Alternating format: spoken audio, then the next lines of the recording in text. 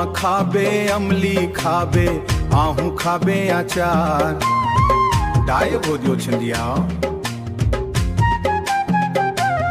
चल न गोरी ले जाऊं तोला धमधा के बाजार।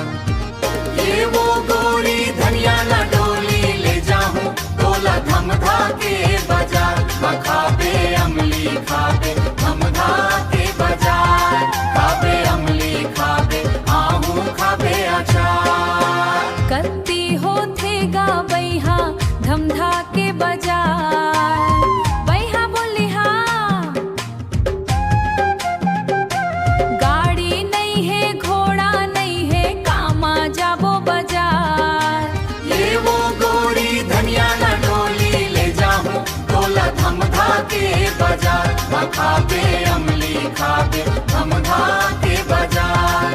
खाबे अमली खाबे आहू खाबे अचार। तोला काके चिंता है कतको है बस हजार। दुरुक से धमधा जाबो गंडाई रोड माँ है बाजार। दुरुक से धमधा जाबो गंडाई रोड माँ है बाजार। आमा खाबे अमली खाबे आहू खाबे अचार। चल्ला खाबे गांजे दिखाओ चलना गोरी ले जाऊं तोला धमधा के बाजार।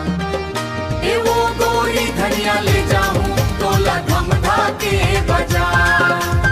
आमा खाबे अमली खाबे आहू खाबे अचार।